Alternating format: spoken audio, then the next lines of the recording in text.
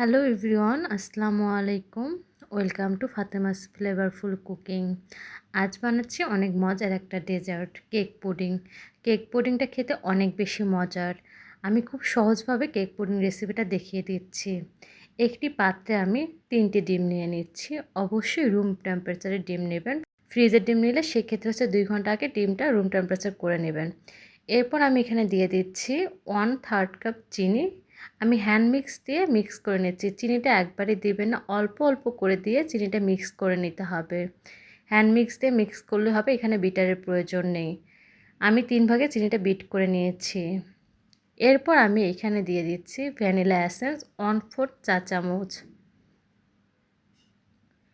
এরপর মিক্স করে নেওয়া হয়ে গেলে দিয়ে দিচ্ছি 1.5 কাপ তরল দুধ। দুধটা আগে থেকে আমি গরম করে ঠান্ডা করে নিয়েছি। 1.5 কাপ পরিমাণ হচ্ছে 300 ml দুধ আমি ব্যবহার করেছি।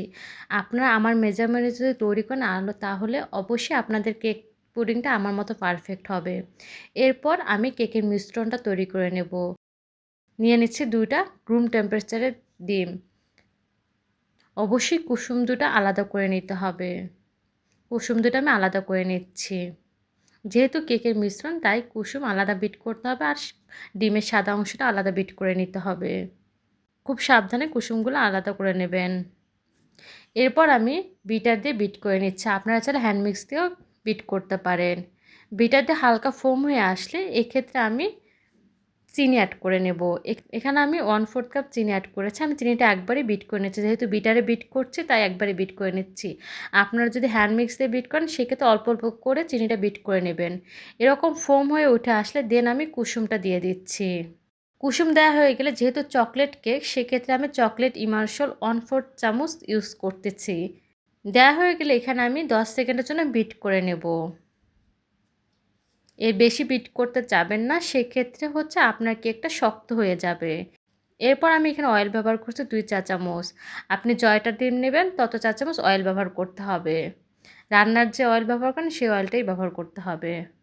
2 চা চামচ অয়েল দেওয়া হয়ে গেলে এবার আমি 10 সেকেন্ডের জন্য বিট করে নেব। ওভারবিট করবেন না, ওভারবিট করলে কেক শক্ত হয়ে যাবে। এরপর একটি চালনিতে শুকনো উপকরণগুলো নিয়ে নিচ্ছি 1/4 কাপ ময়দা। দিয়ে দিচ্ছি 1/4 চা চামচ বেকিং পাউডার।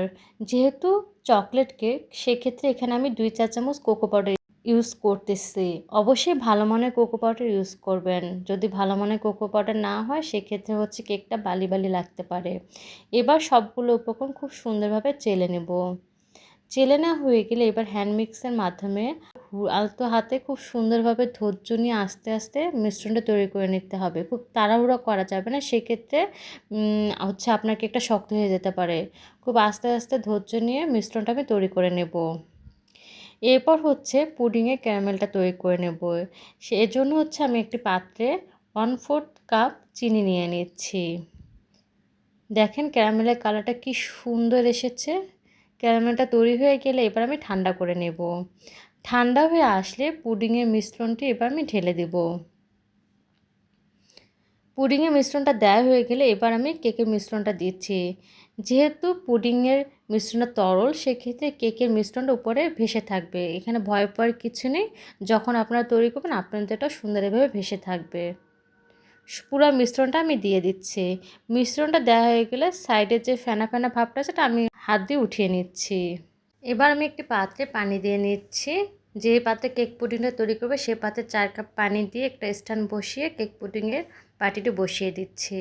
এবার আমি 40 থেকে 50 মিনিটের জন্য বেক করে নেব। আপনারা দেখবেন কত মিনিটে বেক হয়ে যায়। 40 মিনিট পর সাধারণত কেক পুডিংটা তৈরি হয়ে যায়।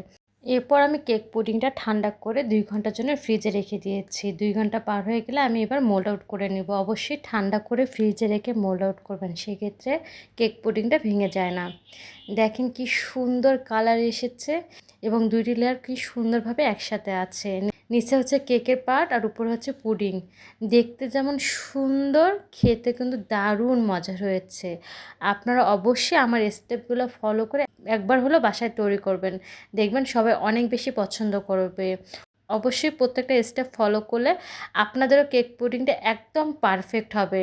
এটা দেখতে যেমন সুন্দর হয়েছে, খেতে দুর্দান্ত মজার হয়েছে।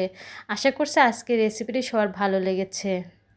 রেসিপি ভালো লেগে থাকলে লাইক শেয়ার কমেন্ট করতে ভুলবেন না। ধন্যবাদ সবাইকে। ভালো থাকবেন সবাই। আল্লাহ হাফেজ।